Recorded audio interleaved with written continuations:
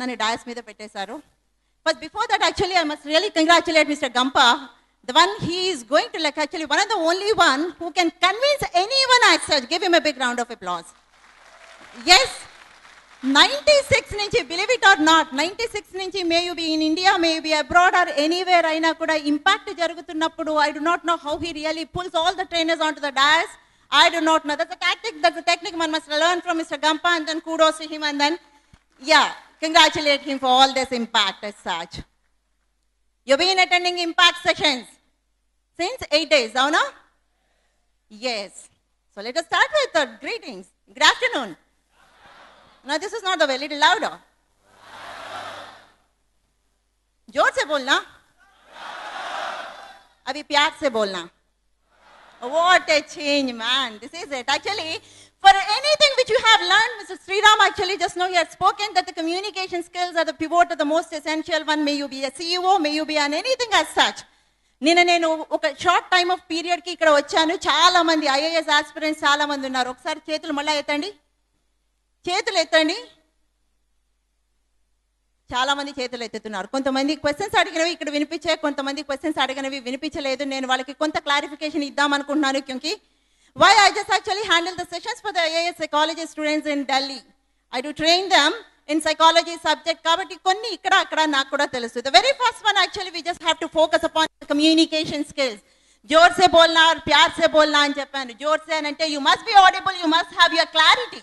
మీరు చెప్పేదేదో దాంట్లో క్లారిటీ ఉండాలి, చెప్పే దాంట్లో ఏదో క్లియర్గా ఉండాలి, ఎక్కడ ఏ మాడ్యులేషన్తో ఎలా మాట్లాడాలో అన్నది జోర్ సే ఆర్ ప్యార్ సే.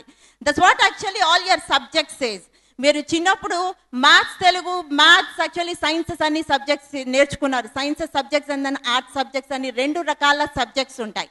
సైన్స్ సబ్జెక్ట్స్ అన్ని మీకు సబ్జెక్ట్ని నేర్పిస్తే ఆర్ట్ సబ్జెక్ట్ అనేది ఎలా డీల్ చేయాలో చెప్తూ ఉంటుంది. ఎంతమంది ఇందులో డ్రాయింగ్ నేర్చుకున్న వాళ్ళు ఉన్నారు? అన్నిటికీ కొన్నే చేతులు వేస్తున్నాయేంటి? ఎంతమందికి డ్రాయింగ్ అంటే ఇష్టం? ఇది బాగుంది.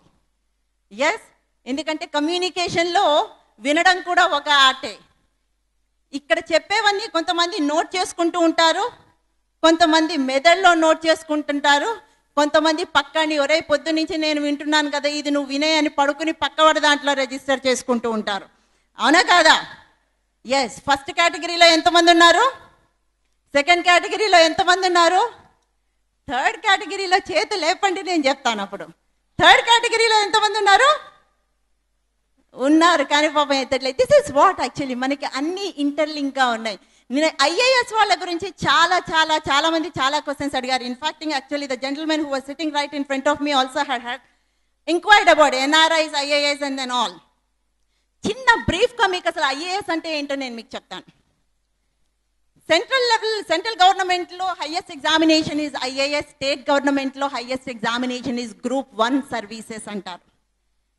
ఐఏఎస్ దాంట్లో కూడా 23 బ్రాంచెస్ మోర్ దాన్ దట్ ఉంటాయి. గ్రూప్ 1లో కూడా 23 or more than that branches ఉంటాయి.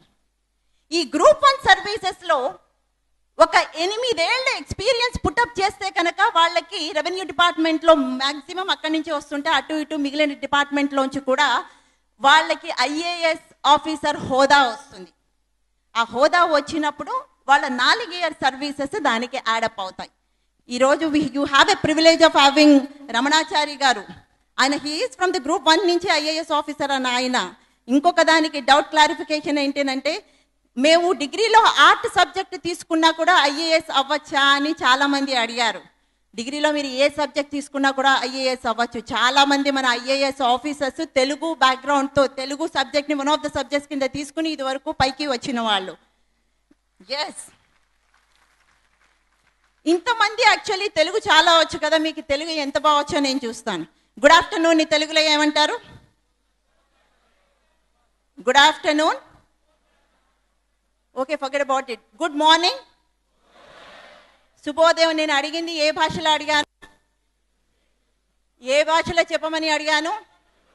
మరి తెలుగులో చెప్పకుండా సంస్కృతిలో ఎందుకు చెప్తున్నారు? శుభోదయం is a Sanskrit word.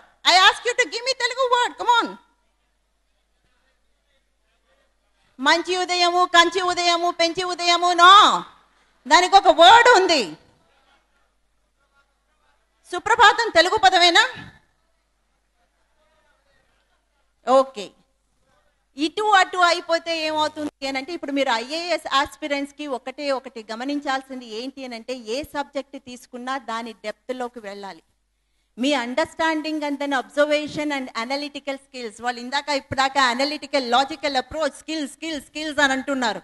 Excellence is not a skill, excellence is an attitude which you can change. మీకు ఎక్సలెన్సీ కావాలి అని అంటే కనుక change your attitude is going to change your approach, and then your approach is going to really set your goals, and then you can achieve your goals. Everything is in your hand. That's the reason why Bhagavad Gita says that aham sarvasya prabhavaha. What Bhagavad Gita says? Come on, aham sarvasya prabhavaha. నోరే తిరగట్లేదు, ఒళ్ళు తిప్పుకుందామా పోనీ కొంచెం. అహం సర్వస్య ప్రభవః. I'm the one who is responsible everything. మీరు drawing నేర్చుకుంటూ ఉంటారు. డ్రాయింగ్లో ఏంటి తప్పుపోతే ఏమవుతుంది, ఏం చేస్తాం? ఇరేజ్ చేస్తాం, కరెక్ట్ చేసుకుంటాం. సో డ్రాయింగ్ మనకి ఏం నేర్పిస్తోంది? కరెక్షన్. నువ్వు తప్పు చేసినా పర్వాలేదు, కరెక్షన్ కూడా నీ చేతిలోనే ఉంది. ఇరేజ్ చేసి కరెక్ట్గా చేసుకో. What the drawing teachers us? Correction. అలాగే మీకు మ్యూజిక్ ఉంది. ఎంతమంది మ్యూజిక్ నేర్చుకుంటున్నారు? మ్యూజిక్ ఎంతమంది నేర్చుకుంటున్నారు? ఏ మ్యూజిక్ అయినా పర్వాలేదు, పాడమని అడగను.